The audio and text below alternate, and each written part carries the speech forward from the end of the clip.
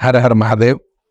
नमस्कार। आप सभी पर सपरिवार सदगुरुदेव की अकारण अखंड असीम और अनवरत कृपा बरसती रहे।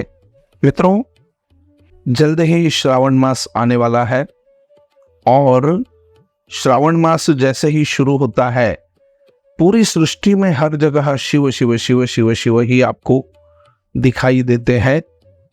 यह शिवात्मक यह सृष्टि हो जाती है। भगवान शिव को ही रुद्र नाम से भी पुकारा जाता है।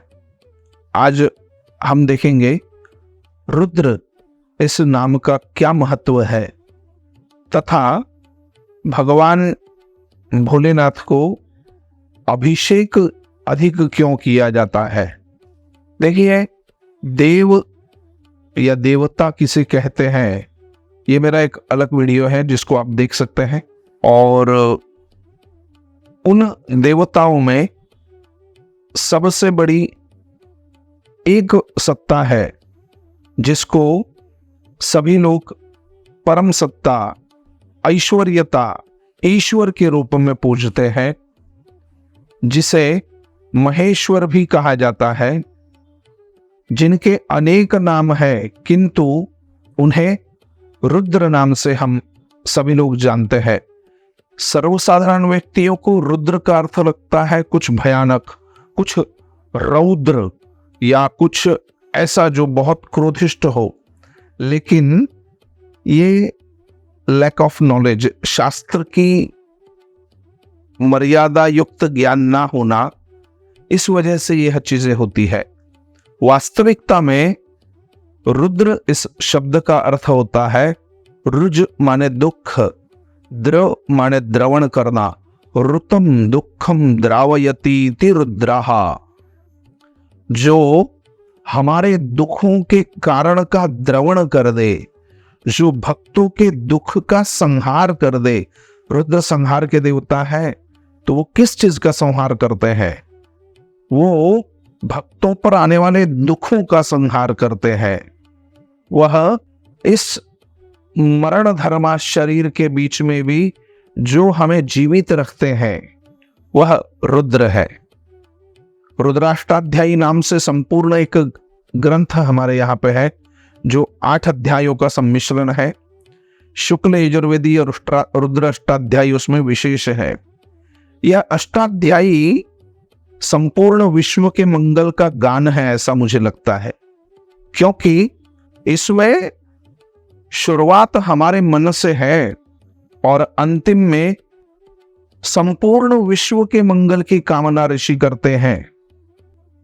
मेरा जो एक पहले का वीडियो है कि मंत्र जप के फायदे, उसमें मैंने बताया है कि मन की क्या क्या भावनाएं हैं, मन सिद्ध होने पर क्या हो जाता है।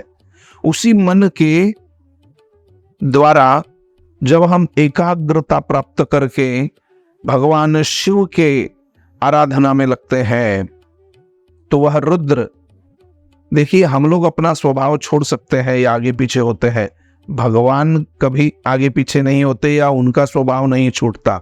उनका कार्य है संहार करना दुखों का। तो जो भोलेनाथ की शरण में जाता है, हर हर महादेव करके उनके ऊपर जल चढ़ाता है, उनके दुखों का, उनके कष्टों का, उनकी अनियति का, उनके पाप का, उनके मन की अशुभता का संहार अवश्य ही भोलेनाथ करते हैं। उनके रुद्र इस शब्द को अगर ध्यान देकर देखा जाए तो यो भक्तानाम रोदनम द्रावयतीति भगवान रुद्राहा, जो भक्तों के रुदन का कारण ही द्रवित कर दे।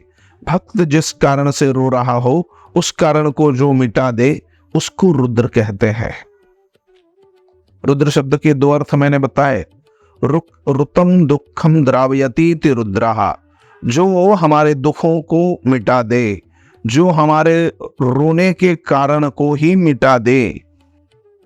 ऐसे भगवान रुद्र, इस रुद्र की आराधना करते हुए, महामंगल प्रदान करने वाले उस शक्ति की आराधना करते हुए, जगत के चराचर रूप में उनके रूप को बताते हुए ऋषियों ने उनसे स्तवन किया है कि आप हमारे लिए संपूर्ण कल्याण के मार्ग बने, हमारा संपूर्ण कल्याण करे, और केवल मेरा कल्याण नहीं, मेरे द्वारा भी बहुत लोगों का कल्याण हो, ऐसी क्षमता मुझ में प्रदान करे।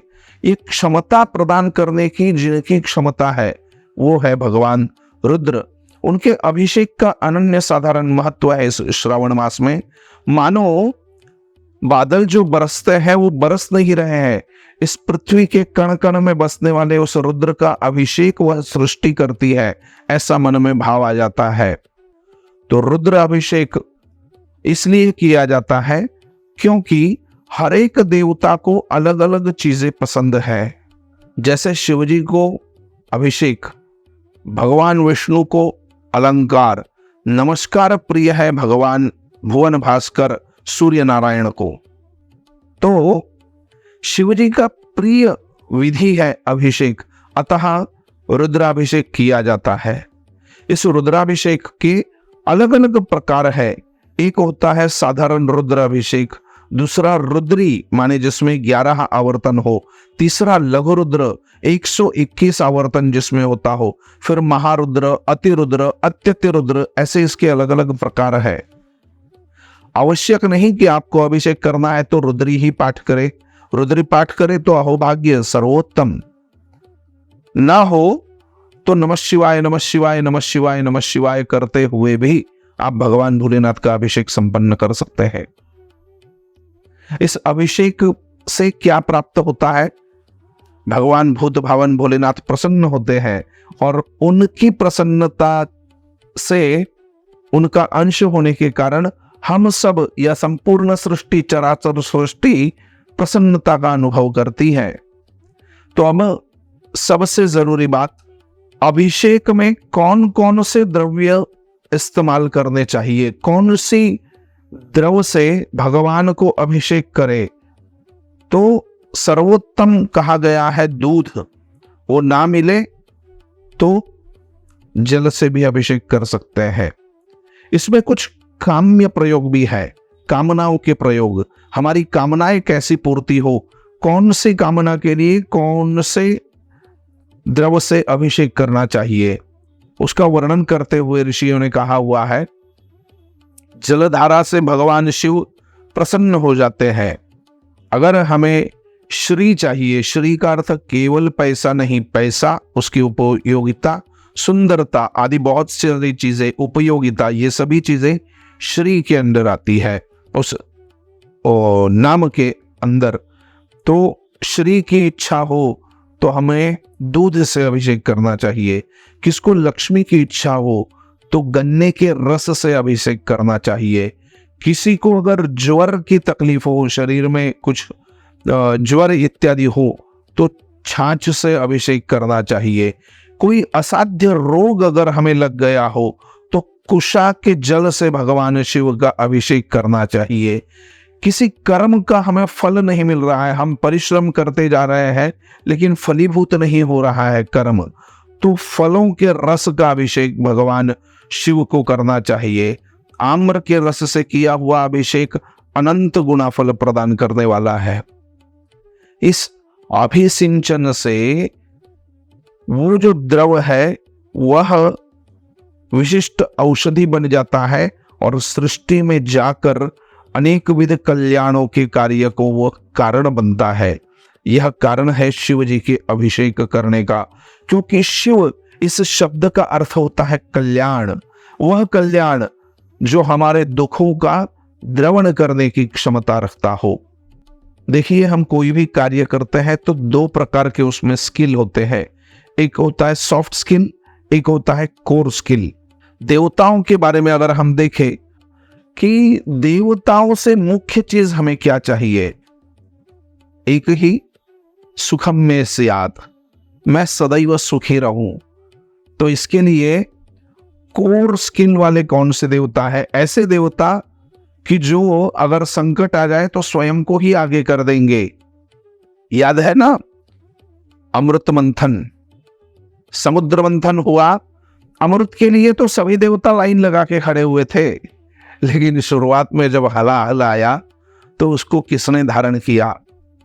वो रुद्र।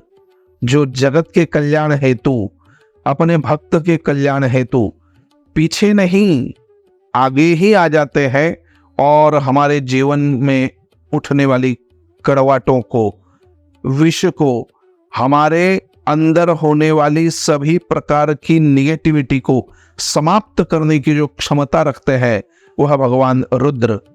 आशा है कि आने वाले श्रावण मास में आप भी रुद्र की सेवा करेंगे। आप अवश्य अभिषेक करवाएं। आपके पास में कोई पंडित जी जो हमेशा आते हो उनसे अभिषेक करवाएं। लेकिन अगर किसी कारणवश आपको वो मैनेज नहीं हो पा रहा है, आप अभिषेक करवाने में अपने आप को असमर्थ महसूस कर रहे हैं, तो हमसे संपर्क करें। हमारे यहाँ पर श्रावण मास के सभी सोमवार और सभी शनिवार को भगवान भोलेनाथ का रुद्राभिषेक संपन्न करवाया जाता है। आशा है आप अवश्य अपने यहाँ पर अभिषेक करेंगे। और अगर किसी भी कारणवश आपको वह संभव नहीं होता है तो संपर्क करके अभिषेक की सेवा हमारे द्वारा आप करवा लेंगे। इन्हीं शुभकामनाओं के साथ आपको इस वीडियो से हम विदा करते हैं। तब तक सावधान रहे, सतर्क रहे और अपने कल्याण के लिए नित्य प्रयत्नशील रहे। हर हर महादेव।